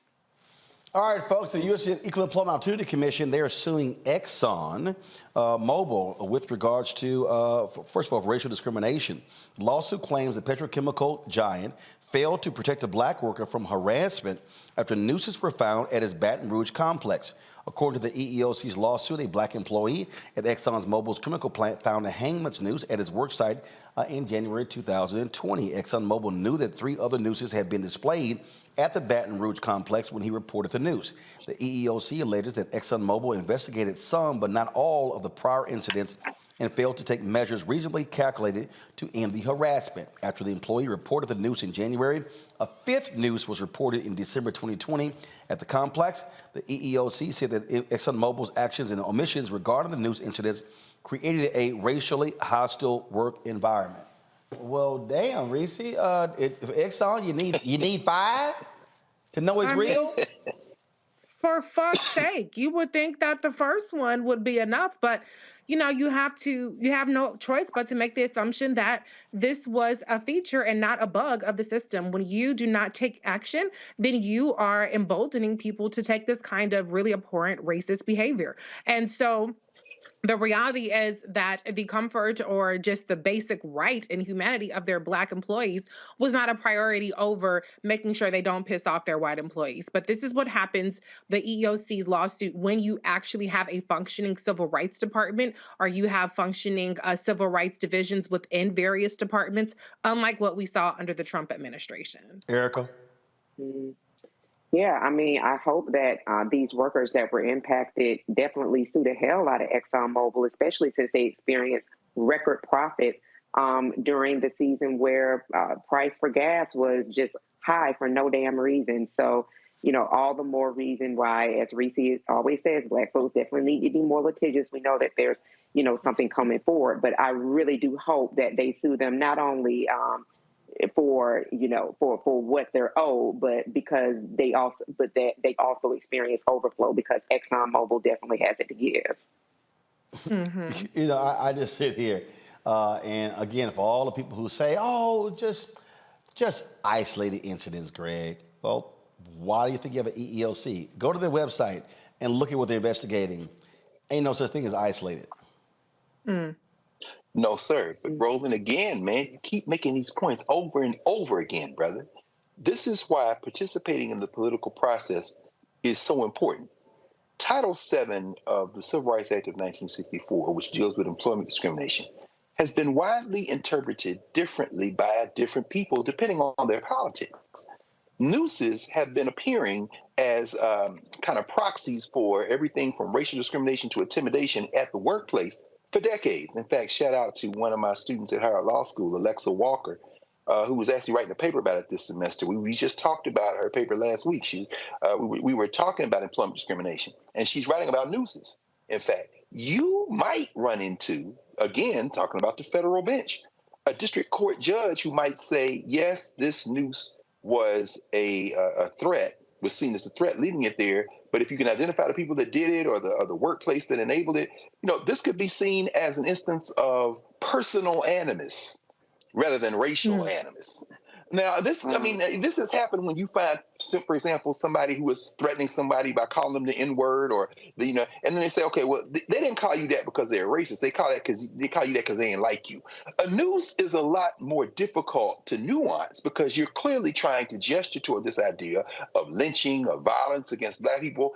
But there are judges on the bench, and let's take a guess as to who those judges were appointed by, who might interpret the noose not as a racial threat, but as an attempt to intimidate that you have to demonstrate racial animus in terms of individual intent or structural intent as it relates to an employer to recover from. It's fallen on both sides. It isn't as simple and plain and open and shut as getting a monetary damage recovery or having some form of injunctive relief. It isn't that open and shut, which is why I agree with you, Reese. You've got to have an EEOC who is willing to go to battle with these folk, because sometimes it's really a case of who you get on the bench to decide whether or not you're going to get some relief. Do want to do this here. So the New York Times is reporting that the Trump lawyers believe it is likely that he is going to be charged in the case of Stormy Daniels. First of all, you have a lot of legal analysts who have to predict this stuff, but this is their story here. Trump was told that he could appear before a Manhattan grand jury next week if he wishes to testify, a strong indication that an indictment could soon follow. The man knows no bottom. The only way to get his attention is to indict his ass criminally. Remember, the lawsuit from Tish James was a civil one where they showed the Trump organization was fraudulent when it came to being tax cheats. And so I'm like, hurry the hell up. Somebody indict this SOB. Reese? Well, it's about damn time, like Lizzo would say. He has been unindicted co-conspirator in the Michael Cohen case for years now. And so finally it's catching up to him. I'll believe it when I see it. But if this is where it's heading, then I'm all the way here for it. It says right here in the article, Erica, such offers almost always indicate an indictment is close. It would be unusual for the district attorney, Alvin L. Bragg, to notify a potential defendant without ultimately seeking charges against him. Okay. I mean, I'll believe it when I see the son of a Klansman in handcuffs or an indictment come down. I mean, Carolyn Bryant is still in somebody's nursing facility free, so we'll see. Greg, it says any case would mark the first indictment of a former American president. It could upend the 2024 presidential race. It would also elevate Mr. Bragg to the national stage, though not without risk. And the conviction in the complex case is far from assured. Absolutely. And remember, we saw Alvin Bragg already on the national stage last year in another situation. But we are in the Easter season, brother. A lot of people have accused you of being a minister, but I know you know the scripture well. So, it's around the time when the preachers start preaching the 7 last words of Christ. Into thy hands I commend my spirit. Well, and that's true. That's the 7 last words. But I must agree with my sisters, with Erica and with Reese. The 7 last words here, I'll believe it when I see it. Well, I agree with that, but I will say this here. Between Tish James finding them guilty, if Bragg indicts him, and then, of course, the Fulton County DA indicts him, guess what, Trump? You done hit the hat trick with black DAs. Can't wait for it to happen. Erica, Reese, Greg, thanks so much. I appreciate it. I'll see y'all tomorrow, folks, right here. Roland Martin Unfiltered on the Black Star Network. Holla!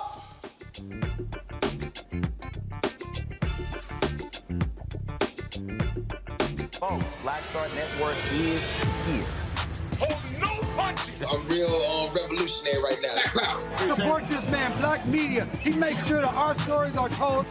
Thank you for being the voice of Black America, Roland. Stay black. I love y'all. All momentum we have now, we have to keep this going. The video looks phenomenal. See, this difference between Black Star Network and Black-owned media and something like CNN. You can't be Black-owned media and be scared. It's time to be smart. Bring your eyeballs home. You dig?